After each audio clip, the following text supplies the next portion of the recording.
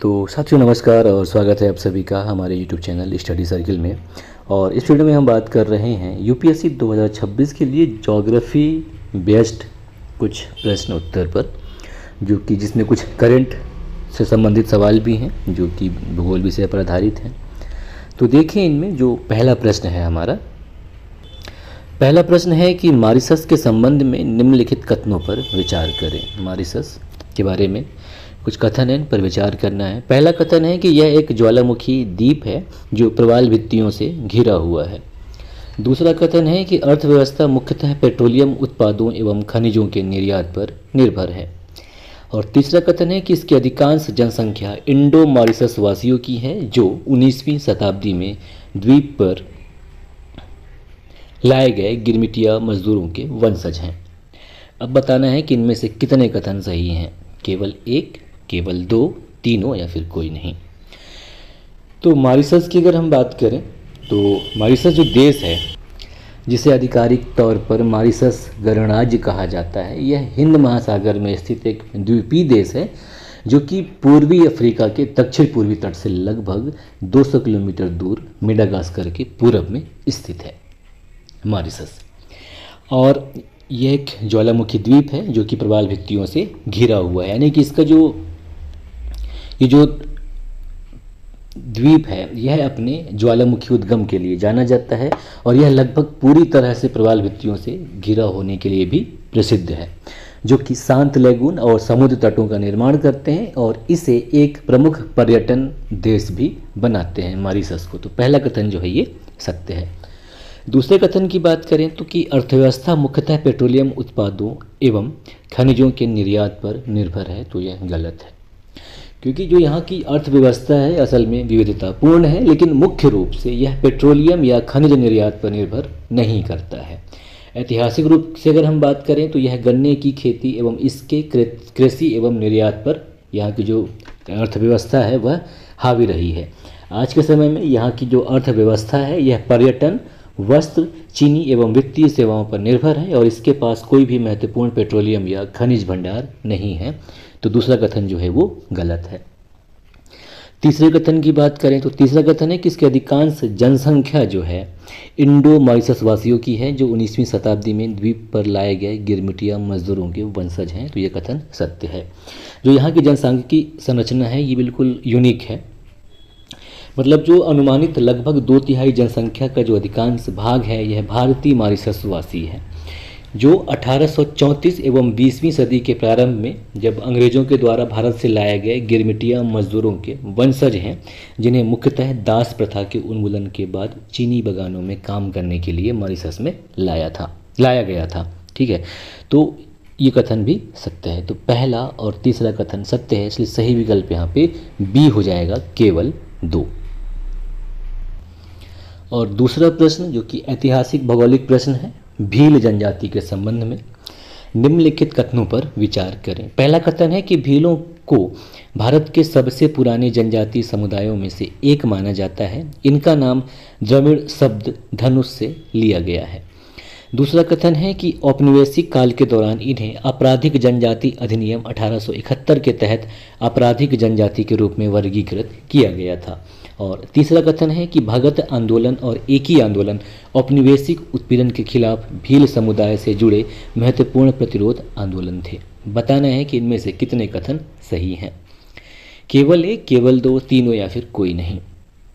तो भील जनजाति की अगर हम बात करें तो यह भारत के सबसे प्राचीन जनजाति समुदायों में से एक है, जिन्हें अक्सर दक्षिणी भारत के द्रविड़ नस्ली समूह से जोड़ा जाता है और उनका नाम द्रविड़ शब्द विल्लू या बिल्लू से लिया गया है, जिसका अर्थ धनुष होता है, जो कुशल धनुर्धर के रूप में उनकी ऐतिहासिक प्रतिष्ठा को भी दर्शाता है।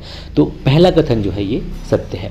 दूसरे कथन की बात करें कि औपनिवेशिक काल के समय, तो ये कथन भी सत्य है कि इन्हें आपराधिक जनजाति अधिनियम 1871 के तहत आपराधिक जनजाति के रूप में वर्गीकृत किया गया था। तो इनको ब्रिटिश औपनिवेशिक प्रशासन ने 1871 के आपराधिक जनजाति अधिनियम के तहत भीलों को एक आपराधिक जनजाति के रूप में वर्गीकृत किया था। और ये जो नीति थी, इस नीति ने भीलों को व्यवस्थित उत्पीड़न के अधीन कर दिया, जिसमें उनकी आवाजाही पर प्रतिबंध लगा दिया गया। साथ ही साथ बंधुआ मजदूरी एवं उनकी पैतृक भूमि से विस्थापन भी इसकी वजह से शामिल था, क्योंकि जो औपनिवेशिक सत्ता का विरोध करने वाले समुदायों को नियंत्रित करने का एक उपाय था कि उन्हें जनजाति, आपराधिक जनजाति घोषित कर दिया जाए। ठीक है, तो दूसरा कथन भी सत्य है।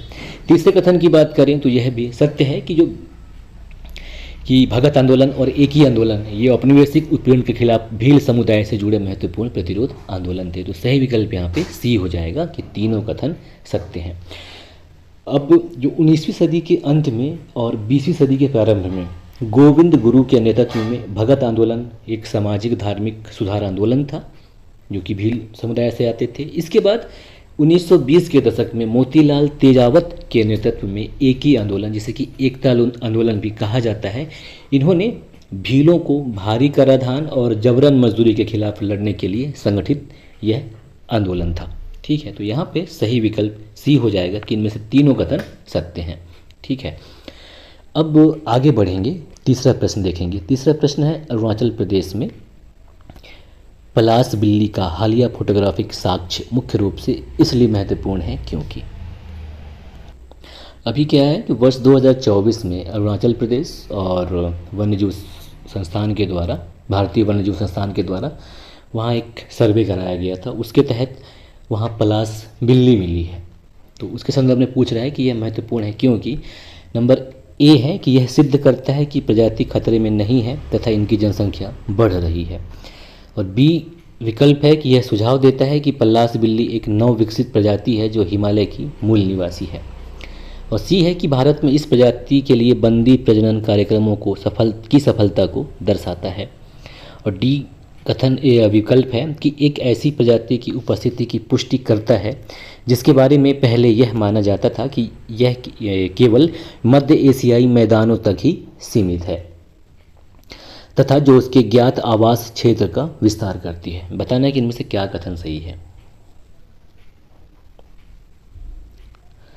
तो यहाँ पे सही विकल्प डी हो जाएगा कि जो अरुणाचल प्रदेश में पलाश बिल्ली का हालिया फोटोग्राफिक साक्ष्य मिला है, यह इसलिए महत्वपूर्ण है क्योंकि एक ऐसे प्रजाति के बारे में, मतलब प्रजाति की उपस्थिति को पुष्टि करता है जिसके बारे में पहले यह माना जाता रहा था कि यह केवल मध्य एशियाई मैदानों तक ही सीमित है तथा जो उसके ज्ञात आवास क्षेत्रों का विस्तार करती है। तो ये जो पलाश बिल्ली है असल में इसे ऑटोकोलोबस मैनुअल के नाम से भी जाना जाता है। तो इसे भारतीय वन्यजीव अनुसंधान के द्वारा खोजा गया एक मील का पत्थर है। और ये जो प्रजाति है पलाश बिल्ली, यह मुख्य रूप से मध्य एशिया के ठंडे शुष्क मैदानों एवं घास के मैदानों की मूल निवासी है, जिसमें मंगोलिया और चीन इसके मुख्य निवास स्थान है। और ये जो पलाश बिल्ली है मोटे तौर पर घरेलू बिल्ली के आकार की ही होती है, लेकिन इसका जो फर कोट होता है ये घना और लंबा होता है। इसके अलावा इसका शरीर जो है भारी और गठीला होता है। इसकी वजह से यह ठंडे क्षेत्रों के लिए अनुकूल होती है। साथ ही साथ इसकी एक विशिष्ट विशेषता इसकी गोल पुतलियां हैं। हालांकि हमारे देश में सिक्किम और भूटान जैसे अन्य हिमालयी क्षेत्रों में भी इनके दर्शन हुए हैं, सिक्किम और भूटान। लेकिन ये जो फोटोग्राफिक साक्ष्य हैं ये इस बात की पुष्टि करता है कि इसकी जो ज्ञात पूर्वी सीमा है यह अब आगे बढ़कर अरुणाचल प्रदेश तक आ गया है। और यह महत्वपूर्ण भी है क्योंकि इस प्रजाति की अनुकूलन क्षमता और भौगोलिक वितरण के बारे में हमारी समझ जो है वो कम थी, उसे यह विस्तारित करती है। इसके अतिरिक्त यह पूर्वी हिमालय के जो वैश्विक जैव विविधता हॉट स्पॉट के रूप में पारिस्थितिक महत्व को भी रेखांकित करता है, जो कि दुर्लभ एवं दुर्लभ प्रजातियों को आश्रय देने में सक्षम है। हालांकि जो इसकी खोज हुई है यह कहीं से भी इसके स्थिति के बारे में नहीं बताता कि ये इसकी जो जनसंख्या स्थिति के बारे में जानकारी प्रदान नहीं करता, जो कि निकट संकटग्रस्त है यानी कि नियर थ्रेटेंड है, इसके बारे में जानकारी प्रदान नहीं करता। इसलिए पहला यानी ए विकल्प इसलिए गलत हो जाएगा। और न ही यह बंदी प्रजनन या विकास से संबंधित है, तो जो विकल्प सी है ये भी गलत हो जाएगा। और यह नव विकसित प्रजाति नहीं, तो बी भी गलत है, तो सही विकल्प यहाँ पे डी हो जाएगा। ठीक है, अब देखेंगे अपना चौथा प्रश्न जी, अफ़गानिस्तान से संबंधित है। और क्योंकि अफ़गानिस्तान के जो विदेश मंत्री, जिनका अभी 9 अक्टूबर 2025 को भारत पहुँचे, 16 अक्टूबर तक थे ये भारत में, और ये कार्यवाहक विदेश मंत्री आमिर खान मुत्तकी भारत के दौरे पर आए और राजनयिक संबंध बना तालिबान से। तो हालांकि बात हो रही है अफ़गानिस्तान के भूगोल की, तो अफगानिस्तान के भूगोल के संबंध में निम्नलिखित कथनों पर विचार करें। पहला कथन है कि एक स्थलरुद्ध देश होने के कारण अफगानिस्तान समुद्री व्यापार मार्गों तक पहुंच के लिए ईरान और पाकिस्तान जैसे पड़ोसी देशों पर निर्भर है। दूसरा कथन है कि आमू दरिया नदी पाकिस्तान के साथ अफगानिस्तान की दक्षिणी सीमा का एक महत्वपूर्ण हिस्सा बनाती है। तीसरा कथन है कि वाखान कॉरिडोर अफगानिस्तान को चीन के साथ एक छोटी लेकिन रणनीतिक सीमा प्रदान करता है। बताना है कि इनमें से कितने कथन सही हैं। केवल एक, केवल दो, तीनों या फिर कोई नहीं। तो पहला कथन जब हम बात करें, अफगानिस्तान तो लैंडलॉक्ड देश है जिसके कारण यह समुद्री व्यापार मार्गों तक पहुंच के लिए ईरान और पाकिस्तान जैसे पड़ोसी देशों पर निर्भर है, यह सही है। जो ये समुद्री व्यापार के लिए क्या है, पाकिस्तान के कराची बंदरगाह और ईरान के चाबहार बंदरगाहों पर निर्भर है। तो पहला कथन जो है ये सत्य है। दूसरे कथन की बात करें तो दूसरा कथन जो है ये गलत है, क्योंकि जो आमू दरिया नदी है ये अफगानिस्तान के उत्तर में बहती है और यह तजाकिस्तान, उज्बेकिस्तान और तुर्कमेनिस्तान जैसे मध्य एशियाई देशों के साथ अपनी सीमा साझा करती है, सीमा बनाती है। और पाकिस्तान के साथ इसका जो सीमा है डुरंट रेखा से निर्धारित होती है, जो कि पहाड़ी इलाकों से होकर गुजरती है। तो ये जो नदी है ये उत्तरी सीमा बनाती है, आमू दरिया नदी। तो दूसरा कथन गलत हो जाएगा। तीसरे कथन की बात करें कि वाखान कॉरिडोर अफगानिस्तान को चीन के साथ एक छोटी लेकिन रणनीतिक सीमा प्रदान करता है, यह सत्य है। असल में ये उत्तर पूर्वी अफगानिस्तान में एक संकरा क्षेत्र है और यह पूरब की ओर फैला हुआ है और अफगानिस्तान को चीन के सिंजियांग क्षेत्र के साथ एक बहुत ही छोटी, जो कि लगभग 76 किलोमीटर लंबी है, उसके साथ रणनीतिक रूप से महत्वपूर्ण सीमा प्रदान करता है। तो पहला और तीसरा कथन सत्य है, इसलिए सही विकल्प जो है यहाँ पे बी हो जाएगा, केवल 2 कथन सही। अब प्रश्न नंबर 5 देखेंगे। प्रश्न नंबर 5 है कि निम्नलिखित कथनों पर विचार करें। पहला है कि पृथ्वी के पास एक मजबूत वैश्विक चुंबकीय क्षेत्र है जिसे मैग्नेटोस्फीयर के रूप में जाना जाता है, जो अंतरिक्ष में हजारों किलोमीटर तक फैला हुआ है। दूसरा कथन है कि पृथ्वी का बाहरी कोर एक तरल परत है जो मुख्य रूप से लोहे और निकल से बनी है, जो जोरदार संवहन का अनुभव करती है और ग्रह के घूर्णन से प्रभावित होती है। अब बताना है कि इन कथनों के संबंध में इनमें से कौन सा सही है। पहला ये है कि कथन 1 और कथन 2 दोनों सही हैं और कथन 2 कथन 1 का सही स्पष्टीकरण है। और विकल्प बी है कि कथन 1 और कथन 2 दोनों सही है और कथन 2 कथन 1 का सही स्पष्टीकरण नहीं है।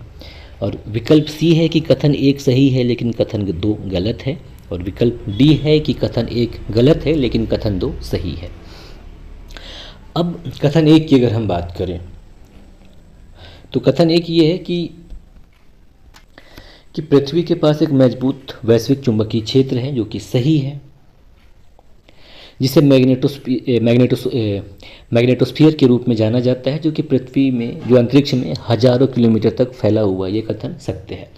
दूसरे कथन की बात करें तो दूसरा कथन जो है ये जो चुंबकीय क्रियाविधि है, ये जो चुंबकीय क्षेत्र है, इसके निर्माण की सटीक क्रियाविधि को बताती है, क्योंकि जो पृथ्वी का बाहरी कोर है, यानी कि जो आउटर कोर है, जो कि निकिल और फेरस, यानी कि निकिल और फेरस से मिलकर बनी है, उसकी संरचना जो है द्रवावस्था, जो कि द्रवीय होती है, और ठोस आंतरिक कोर से जो निकलने वाली ऊष्मा होती है, उसके द्वारा जो संवहनी धाराएं निकलती हैं, उनकी उपस्थिति के कारण एक विद्युत डायनेमो का निर्माण करता है। इसकी वजह से पृथ्वी के घूर्णन से उत्पन्न होने वाले कोरियोलिस प्रभाव का इन संवहन धाराओं को सर्पिल पैटर्न में व्यवस्थित रखता है, जो कि वैश्विक चुंबकीय क्षेत्र को उत्पन्न और बनाए रखता है। तो यहाँ पे सही विकल्प ए हो जाएगा कि कथन 1 और कथन 2 दोनों सही है और कथन 2 जो है ये कथन 1 का सही स्पष्टीकरण है। ठीक है, तो सही विकल्प यहाँ पे ए हो जाएगा। नेक्स्ट है अपना 6वां नंबर प्रश्न, जो कि अपक्षय से संबंधित है कि भौगोलिक प्रक्रिया से, कि अपक्षय प्रक्रियाओं के संबंध में निम्नलिखित कथनों पर विचार करें। पहला कथन है कि हाइड्रोलिसिस एक रासायनिक अपक्षय प्रक्रिया है जिसमें खनिजों का, जैसे ग्रेनाइट में फेल्ड्स्पार, जल के साथ प्रतिक्रिया के माध्यम से मिट्टी के खनिजों में विघटन शामिल है। दूसरा कथन है कि अपक्षय एक भौतिक अपक्षय प्रक्रिया है जो मुख्य रूप से दैनिक तापमान परिवर्तन के कारण चट्टान की सतहों के बार बार विस्तार और संकुचन के कारण होती है। तीसरा कथन है कि कार्बोनेशन अर्थात कमजोर अम्लीय जल द्वारा चूना पत्थर में कैल्साइट का विघटन ठंडे ध्रुवीय जलवायु में सबसे अधिक प्रभावी होता है। बताना है कि इनमें से कितने कथन सही हैं, केवल एक, केवल दो, तीनों या फिर कोई नहीं। तो पहले कथन की अगर हम बात करें हाइड्रोलिसिस की, तो हाइड्रोलिसिस जिसे कि जल अपघटन कहा जाता है, एक प्रमुख रासायनिक अपक्षय क्रिया है जिसमें क्या होता है कि जो जल के अणु होते हैं, असल में जो चट्टान बनाने वाले खनिज होते हैं, उनकी रासायनिक संरचना के साथ अभिक्रिया करते हैं और फेल्ड्स्पार, मतलब जो फेल्ड्स्पार जो कि सिलिकेट खनिज होते हैं, उन पर विशेष रूप से प्रभावी होता है, जो कि ग्रेनाइट में प्रचुर मात्रा में पाया जाता है। ये जो जब यह अभिक्रिया होती है तो इसमें क्या है, जो फेल्ड्स्पार है यह क्वालिनाइट में बदल जाती है, जिससे चट्टान की संरचना कमज़ोर हो जाती है और दाने के रूप में इसका विघटन हो जाता है। तो यहाँ पे जो पहला कथन है ये सही है, ठीक है। दूसरे कथन की बात करें, दूसरा कथन जो है अपक्षय, तो अपक्षय जिसे कि सिटिंग भी कहा जाता है, तो अपक्षय असल में एक प्रकार की भौतिक अपक्षय प्रक्रिया है। इसमें क्या है, जो चट्टान की, तो जो कथन है ये कथन सत्य है। असल में जो अपक्षय है ये भौतिक अपक्षय की प्रक्रिया है जिसमें मुख्य रूप से दैनिक तापमान परिवर्तन के कारण जो चट्टान की सतहें हैं इनके बार बार विस्तार और संकुचन के कारण यह प्रक्रिया होती है, और ये जो प्रक्रिया है बड़े गुंबदाकार भू आकृतियों के निर्माण के लिए उत्तरदायी होती है। इसके अलावा जो अपक्षय है, अपक्षय की घटना में चट्टानों को तोड़ा जाता है, चट्टान टूटते हैं लेकिन उनका परिवहन नहीं होता, जबकि अपर्दन जो होता है, अपर्दन की प्रक्रिया में हवा, पानी या बर्फ के माध्यम से मिट्टी या चट्टान या की सामग्री का टूट फूट होता है और उनका स्थानांतरण, दोनों चीज़ शामिल होता है। तो अपक्षय में सिर्फ टूट फूट शामिल होता है, स्थानांतरण नहीं, ठीक है। तो दूसरा कथन जो है ये सत्य है। तीसरे कथन की बात करें, तीसरा कथन है कार्बोनेशन अर्थात कमजोर अम्लीय जल द्वारा। तो कार्बोनेशन की बात करें तो ये क्या है, चूना पत्थर में यानी कि कार्बोनिक अम्ल और कैल्साइट जैसे खनिजों के बीच की अभिक्रिया है। यह एक महत्वपूर्ण प्रक्रिया है जो कि इसकी दर जो है तापमान से प्रभावित होती है। तो जो कार्बोनेशन है ये रासायनिक अभिक्रियाएं आमतौर पर उच्च तापमान पर तेजी से होती है, इसलिए कार्बोनेशन की प्रक्रिया जो है गर्म आर्द्र जलवायु में सबसे अधिक प्रभावी होती है, न कि ठंडी ध्रुवीय जलवायु में। तो सही विकल्प यहाँ पे 1 और 2 हो जाएंगे, तीसरा गलत हो जाएगा। तो इसमें जो सही जवाब है वो हमारा बी हो जाएगा कि केवल 2, यानी कि पहला और दूसरा कथन सत्य है और तीसरा कथन जो है वो असत्य है। और प्रश्न नंबर 7 की बात करें, प्रश्न नंबर 7 है कि भूकंपीय तरंगों और पृथ्वी के आंतरिक भाग के संबंध में निम्नलिखित कथनों पर विचार करें। पहला कथन है कि मोहो अशांतत्व पर पी तरंगों का वेग अचानक बढ़ जाता है, और दूसरा कथन है कि एस तरंगें बाह्य कोर से होकर नहीं फैल सकती, जिससे एक बड़ा छाया क्षेत्र बन जाता है जो ग्रह की लगभग आधी सतह को ढक लेता है। और तीसरा कथन है कि पी तरंगे अनुप्रस्थ तरंगे हैं जबकि एस तरंगे अनुदैर्ध्य तरंगे हैं। और चौथा कथन है कि गुटेनबर्ग अशांतत्व उस सीमा को चिन्हित करता है जहां पदार्थ का घनत्व घटता है, जिसके कारण पी तरंगे धीमी हो जाती हैं। बताना है कि इनमें से कितने कथन सही हैं, केवल 1, केवल 2, केवल 3 या फिर सभी 4। तो पहला कथन की अगर हम बात करें कि मोहो अशांतत्व या अशांतत्व की बात करें, तो जिसे कि मोहरोविक अशांतत्व भी कहा जाता है, यह भूपर्पटी और मेंटल के बीच की सीमा है। तो मेंटल जो है ये भूपर्पटी की तुलना में काफ़ी सघन होता है और भूकंपी तरंगों का वेग जो है माध्यम के घनत्व के समानुपाती होता है। इसलिए ये जो पी तरंगे या जो प्राइमरी वेव्स हैं और एस तरंगे इस सीमा को पार करते समय गति में तीव्र वृद्धि का अनुभव करती हैं, इसलिए पहला कथन जो है ये सत्य है।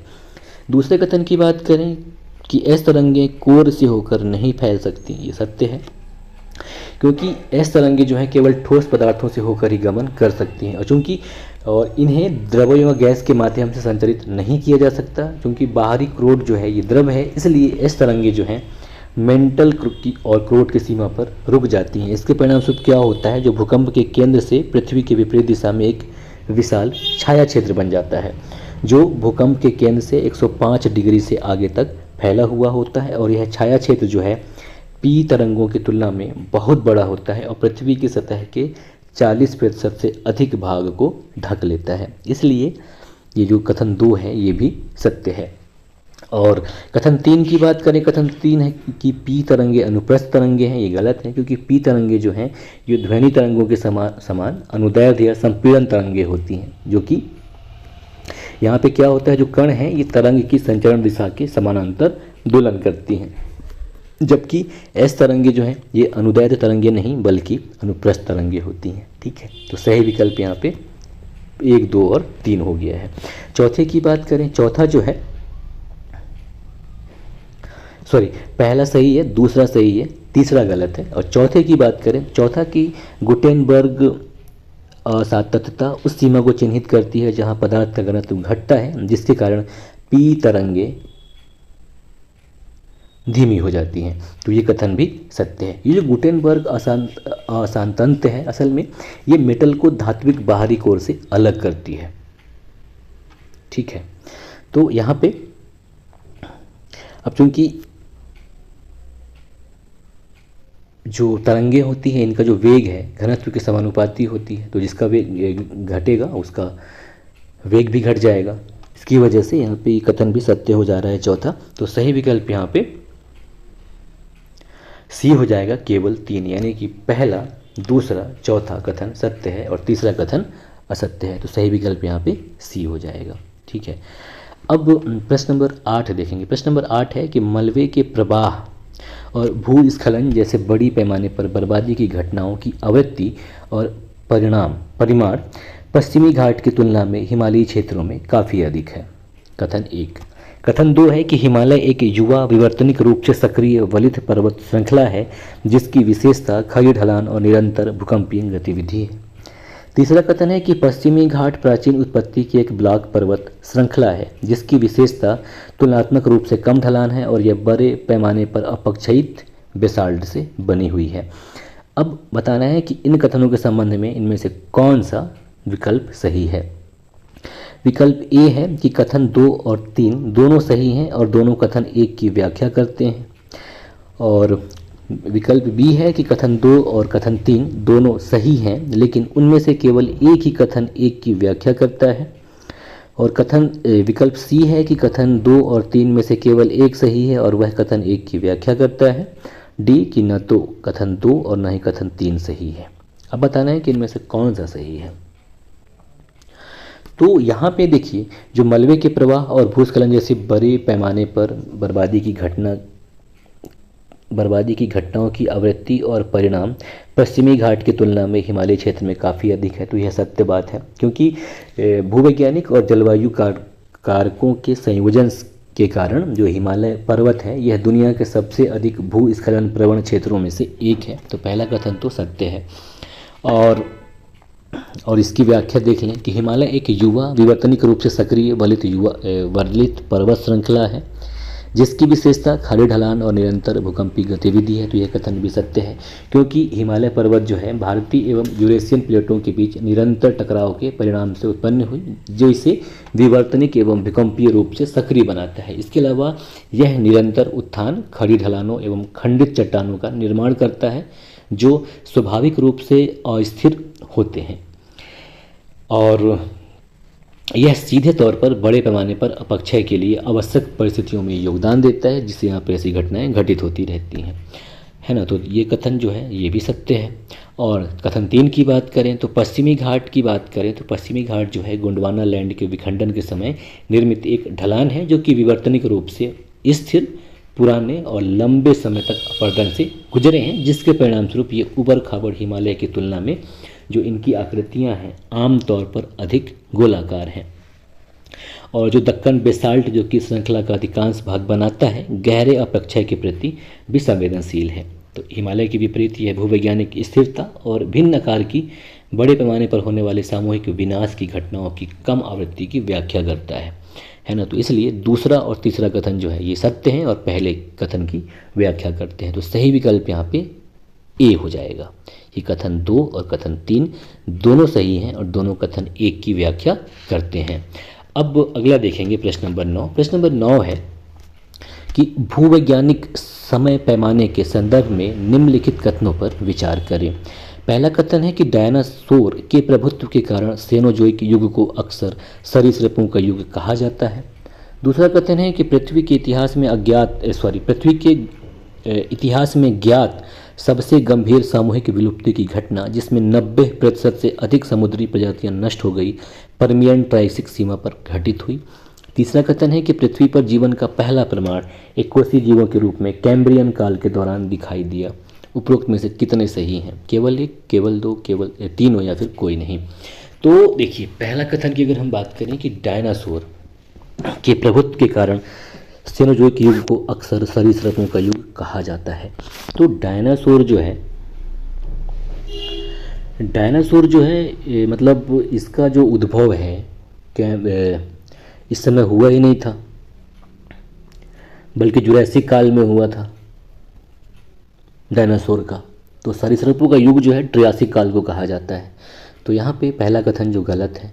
सेनोजोइक युग की अगर हम बात करें, सेनोजोइक युग जो कि अपन इसे नवजीवी महाकल्प कहते हैं, जो कि 66 मिलियन वर्ष पूर्व से 1 मिलियन वर्ष तक के युग को कहा जाता है और इसे स्तनधारियों का युग कहा जाता है, सेनोजोइक युग को स्तनधारियों का।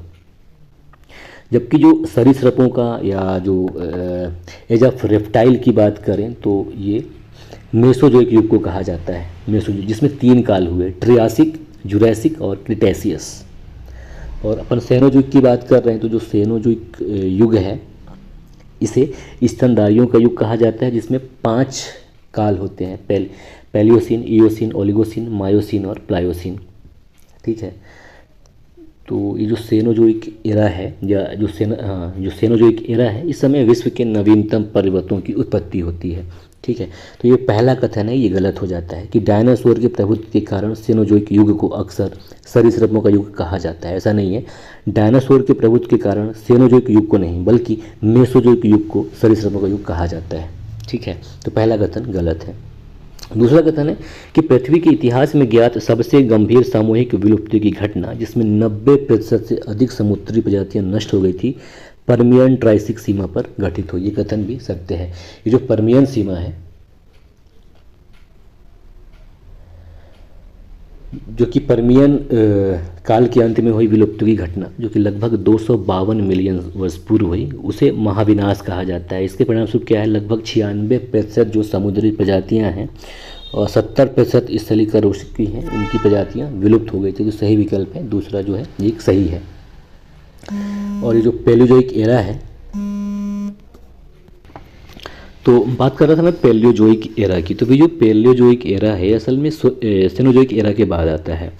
तो जो पैलियोजोइक एरा है जिसे कि प्रथम युग भी कहा जाता है, इसमें 6 काल हुए। जो इसका अंतिम काल है उसे पर्मियन कहा जाता है। उसके बाद पर्मियन काल के बाद क्या है, फिर जो तीसरा एरा आता है मेसोजोइक एरा, तो उसमें जो उसका पहला काल है ट्रियासिक। तो उस समय यानी कि पर्मियन ट्रियासिक काल में जो है सामूहिक विलुप्ति की घटना होती है। तो दूसरा कथन भी यहाँ पे मतलब दूसरा कथन जो है ये सत्य है, पहला असत्य है। तीसरे कथन की बात करें कि पृथ्वी पर जीवन का पहला प्रमाण एक कोशिकीय जीवों के रूप में कैम्ब्रियन काल के दौरान दिखाई दिया गया, यह गलत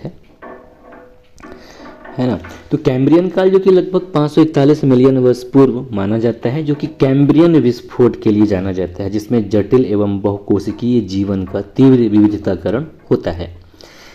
तो हालांकि जो जीवन का पहला प्रमाण है ये प्रीकैम्बियन काल से भी बहुत पहले का हमारे पास उपलब्ध है, इसलिए तीसरा कथन जो है ये गलत है। तो यहाँ पे सही विकल्प हो जाएगा ए, केवल 1, यानी कि दूसरा कथन जो है वो सत्य है, पहला और तीसरा असत्य है। आगे देखेंगे हम 10वां प्रश्न को, जो कि अंतिम भी है हमारा इसमें, कि ग्रैंड इथियोपियन रेनेसा डैम जिसे कि गर्ड कहा जाता है के संदर्भ में निम्नलिखित कथनों पर विचार करें। यह इथियोपिया में व्हाइट नील नदी पर बनाया गया है। दूसरा कथन कि यह बांध इथोपिया, सूडान और मिस्र की संयुक्त परियोजना है। और ब्लू नील नदी विक्टोरिया झील से निकलती है। बताना है कि इनमें से कितने गलत हैं। केवल एक, केवल दो, तीनों या फिर कोई नहीं। क्या बताना है आपको, इनमें से कितने गलत हैं। तो पहले कथन की बात करें। पहला कथन जो है कि यह इथोपिया में वाइट नील नदी पर बनाया गया है। तो असल में यह जो बांध है यानी कि ग्रैंड इथोपियन रेनेसा बांध असल में इथियोपिया के गुबा क्षेत्र में ब्लू नील नदी पर बनाया गया है, न कि वाइट नील पर। तो सही विकल्प ये जो पहला है ये कथन गलत है। और ये जो नील नदी है असल में यह नील नदी की मुख्य सहायक नदी है, जो कि इसके लगभग 85% जल का योगदान देता है नील नदी के निर्माण में। ठीक है, ब्लू नील। और ये जो बांध है इथियोपिया, सूडान और मिस्र की संयुक्त परियोजना है। तो ऐसा नहीं है, बल्कि यह इथियोपिया द्वारा शुरू की गई एक तरफा परियोजना है, जो कि सूडान और मिस्र के साथ संयुक्त परियोजना नहीं है। हालांकि यह बांध तीनों देशों के बीच महत्वपूर्ण भू राजनीतिक तनाव का स्रोत रहा है, और मिस्र और सूडान ने अपनी जल सुरक्षा पर लेकर इसकी जो चिंताएं हैं उसको दर्शाई है। तो कथन 2 भी जो है गलत है। और तीसरा कथन कि ब्लू नील नदी है विक्टोरिया झील से निकलती है, तो यह ऐसा नहीं है, बल्कि जो ब्लू नील नदी है ये टाना झील से निकलती है। ठीक है, ब्लू नदी जो है टाना झील से निकलती है। तो ये भी गलत है। तो सही विकल्प यहाँ पे सी हो जाएगा। तीनों कथन जो है वो असत्य हैं। ठीक है, तो बस यहीं तक। नमस्कार।